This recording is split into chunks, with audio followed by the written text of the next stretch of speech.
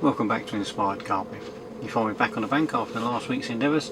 I'm here for 2 nights. I've just got here, probably an hour and a half ago. Set up the rods, they're already out. 3 rods as normal. But before we go into the session ahead, I thought what I'd do is give you a preview of how I prepare my bait for my sessions.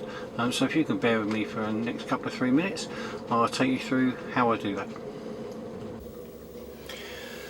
Hi everyone, as you would have seen from my intro, I'm just going to take you through my bait setup or my bait preparation for a night's fishing down at the local lakes.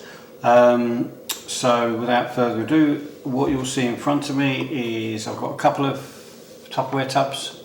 This one's got the stones in it and some sweet corn that I've already prepared. I've got the sweet corn, carp like it. I'm not allowed to use too much sweet corn where I go, so I've only really got the 1 tin in there. What I have done though is I've dried that sweet corn on some paper towel, added a little bit of Himalayan pink salt to it. You can use any other salt as long as it's food grade, and it dries it out nicely, and the reason for that I'll explain as we go along. But I have dried that sweet corn out slightly just to aid going into either a PVA bag or a PVA mesh. So as I say, that's the first pot. In the second pot I've got 3 of the squabs ready for tomorrow. Now I haven't got too many because I'm not going to put too many freebies out, and also when I do my method mix, I do like to crush them up because these are freezer baits. Once they've defrosted, I don't really want to add them to my method mix before I get down to the bank, so I'll crumble a few into the method mix as and when I make it up. So what I've got the multi-worm boilies, squabs, I've got the crave squabs, and then I've got the ones that I used last week predominantly, which was the crustacean cocktail squabs. Did get me 1 fish and did get me another one that I lost, unfortunately, so I have got a few of those as well. If I do need to put any freebies out, I will be putting them out probably on one of those, just a little stringer, just a 3 bait stringer, just on the end of it. As I say, I don't want to put loads of freebies out. It's still only just turned February, so I don't want loads of bait out, but I will be using the method mix. And also just to show you how I've set it up, or this is how the setup will be tomorrow. So you'll see the method around the ball, around the stone. So there's a method ball around the stone. I've then threaded on a PVA mesh bag full of sweet corn, and as I say, this has been out for probably 45 minutes now, and because I've dried it and put the salt with it, it's not affected the mesh whatsoever. So that's, you can make them up before you go, but I'll make them up on the bank. And then obviously with the squab on the hair rig at the end. So that'll be, I can cast it out fair distance, but I'll probably be again margin fishing again tomorrow. The lake I'm going to is a little bit shallower than the one I was previously. It's been warmer this week. The sun's out again today. It's about 10 degrees today. It should be 10 degrees over the weekend, so I'm going to hopefully try and get away with, if I can, down on the bank tomorrow night for 2 nights if I can. Now should none of that work for whatever reason, which I'm pretty confident it will, I have got some other options. Now I have chosen Palatrax products, and it's not that I'm affiliated or sponsored by Palatrax, because I'm not. All of this stuff you see here I've bought myself. Towards the back end of last year, as I said before, I've got into the Palatrax product. I was back into carping after 16 years away for various reasons, and I found myself following all the fads. So whether you wanted a sticky bait, or you wanted a krill, or you wanted a bloodworm, or you wanted a cell, whatever it may be, I seem to be following the crowd, and somebody would catch a bloodworm, I'll go and get 5 kilo of bloodworm, and I didn't really see the point in the end, because I had all this bait and I didn't really have a consistent approach, and I didn't have any consistent rig. I was using a Ronnie, I was using a pop-up rig, a chod rig, I was using whatever the fad was. So this year I have decided, after researching into Palatrax and what they do and how they do it, I really like their product, so I've decided to stick with one product, and it's going to be the Palatrax product, for no other reason. I like what they do. Now I'm going to document my year. I had a fairly decent year, I suppose, last year with 82 carp and 3 PBs, but that was off varying different baits and no consistent approach. So I'm hopeful that with a consistent approach, consistent rig setup, and consistent bait, which is, you know, a very good bait, I'm hoping for more this year. I won't get out the bank any more than I did last year, so the parameters are going to be the same. But should none of the simple stuff work, then I've got some other little things from Palatrax. So I've got the pop-ups. So these are the mixed fluoro pop-up squabs. They are in a crave. I know you can't smell it, but they are in a crave flavour, which have worked okay. I had 12 fish before Christmas on some of these, which was good. And you can actually add a bit of booster to them. So there's a crave booster that I've got, which you can add to obviously your method mix, your stick bags or whatever it may be you want to do. So I've got the sprays as well, which can help me. I've also got the glugs. So I bought a couple of glugs of four varieties. I've got the jungle glug here. They are very, very sticky, which are, you can see, are very, very sticky. But you drop your bait in there, it will come up, and I might show that in session at one point. But you drop your bait in there, and then because it's very, very sticky, what I tend to do then is drop it into some naturals, either the maggot powders that you can get from them. There's others as well. There's silkworm powder there as well, just to dry the stickiness out before I cast it out to the water. Failing all of that, I then went and bought their multi-worm boilies and multi-worm squabs. Now these are pre-drilled, because obviously they're a hardened hook bait, because they've been in the goop and the multi-worm. You can see the multi-worm goop in there. So they're coated and soaked in multi-worm. So I've got those I can turn to if I need to tomorrow. Now obviously these are a natural bait, as they say, so they do need to be stored out of sunlight and in a cool place. So don't leave them in your tackle in your car or anything over the hot days. So as I say, what I'll do with these is these will be, as you can see, they're still frozen at the minute. I'm going to put them in the fridge. They'll be allowed to thaw out overnight, and then tomorrow before I head off, hopefully, I will take them out of the fridge for a couple of hours to warm up. Now I don't know whether that makes a difference or not because the lake is cold, but it's something I've got in my head that I just want to warm a bait going into the water. I know some people put them in hot water sometimes to help, but I don't know whether that works either. So I just want them a bit warmer.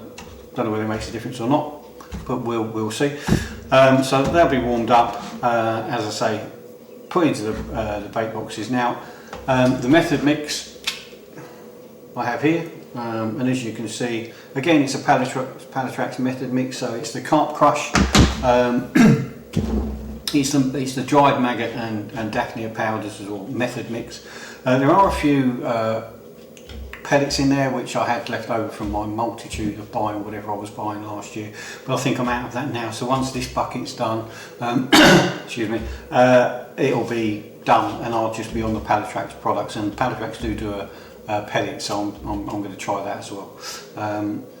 I was using PVA bags a lot last year with the pellet. I won't be doing that so much this year. I'm going to stick with the method. So I probably won't get much pellet, but I do like to have a little bit in there just in case. So as I say, I'm not Steven Spielberg, and I'm not a carp champion fisherman. I've been back in the game last year after 16-year breakaway. All I'm doing is documenting my year away from on the bank, just to show what I do. Some of it might be right, some of it might be wrong, I don't know. I'm sure you'll tell me in the comments if you think I'm doing everything wrong. But this is how I'm going to fish. I'm going to document it all for this year, 2024, and then every bank session I'll put on to the channel, and you can give me your thoughts. But as I say, that's how I prep my night's fishing, so the bait ready for tomorrow. And then what I'll do is, when I get to the bank tomorrow, I'll do the setup, and then I'll show you where I'm fishing, margin or open water, what I feel the bottom's like, etc. And then we'll go from there and see if we can get a few landed on the bank tomorrow and hopefully Saturday. So there you have it, my bait preparation for this evening's session. So welcome back. Just to let you know, it's now around 10:15.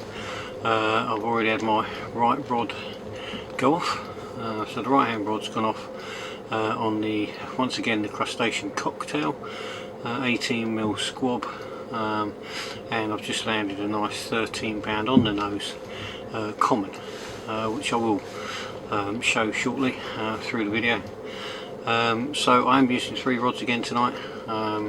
Might go down to 2 if it really picks up, just for fish safety more than mine. So I've got 3 rods out. Left hand rod in the margin, and that's sitting on a Crave 18mm squab with the setup that you saw me preparing earlier. The middle rod is again just about 4 or 5 wraps out, and that's sitting with a multi-worm 18mm squab, and then obviously the right hand rod's gone back out again with a crustacean cocktail, just along a further margin on the right. I will show the lake in the morning, it's no point at the moment tonight. So I do have the option of a second lake behind me, so I'm sitting sort of in between 2 lakes at the minute. So depending on how this session goes tonight, I may switch to the other lake. If not, if it's good for bites tonight and throughout tomorrow morning, then I think I'll stay where I am for the second night. But as I say, as before, I'll just keep you updated with my progress. Speak to you soon. Hi and welcome back. It's sort of mid-morning now. Nothing happened last night, a couple of liners, nothing major, other than the fish around 10 o'clock yesterday evening. Still got the 3 rods out. Didn't bother pulling one in last night because obviously there was not a lot going on. A couple of guys have turned up on the lake behind me this morning. They don't seem to have had anything either yet. I am fishing on the back of the wind, but I do have the opportunity of switching to the other lake, which is directly behind me, which would then end up me sort of fishing into the wind. If nothing sort of really goes on till about sort of 3:30 today, I might take the decision and move into that lake and just see if I can pull out anything from there, because I don't think there's any point sitting here for the rest of the day and the night if there's nothing showing and nothing moving. So I do have the opportunity of the other lake behind me, and I might take that opportunity, but I'll see how it goes throughout this afternoon. So welcome back, just to give you a bit of an update. It's now about 3 o'clock in the afternoon, nothing's happened. There's been no fish showing at all on either lake. I had a good look on the other lake as well. However, the 2 guys that were fishing it this morning, they've gone. So I've now got both lakes to myself. Luckily enough, I've positioned myself in between the 2 lakes, so I've moved all 3 rods into the corner of the second lake without having to move all my bivvy and tackle and everything else at the moment. Should I get a couple of runs or a couple of fish, then I might pack everything up and move it, but it is only about 30 yards. So at the moment I'm just going to put them over there for the time being, go and sit with them for a couple of hours and just see if I can tease a fish out. If nothing comes of that, by dark I will come back to my original lake, fish my original spots that I was fishing last night, as I did get the 1 fish, and hope that the method mix and the few freebies that I put out during the course of the last sort of 24 hours pay dividends tonight. So morning everyone, just thought I'd give you my final update before I pack up and leave. So as you know, yesterday I moved across to the other lake about 20 yards away, put my rods into the water for about 2 hours, had the 1 fish out, just under 7 pound, not a large one, but a welcome one after a period of time sitting there waiting. It wasn't enough really for me to consider upping the bivvy and moving everything across, so I decided to come back last night and drop the baits back into the areas that I'd already pretty much pre-baited the night before. That resulted at 1 o'clock in the morning, being woken up to another small carp, but just under £7, but another welcome fish. So this trip, 3 fish, 13 pounder, 2 just under 7. Not monsters, not loads, but I appreciate that I haven't blanked the last 2 sessions on the pallet tracks products, so I'm really pleased with that. And if I look back to last year, my first fish on the bank didn't really come out until beginning of March, so I'm pleased with my progress so far. As I say, if you like what you see, please hit that subscribe button to receive some more content. I will be out on the bank over the next week or so. It's half term, I think, the week after next, so I should definitely be out on the bank then, hopefully for 2 days, and hopefully the weather will be a little bit moving towards the March warmer months, and then hopefully we can get some more on the bank. But until then, tie lines everyone.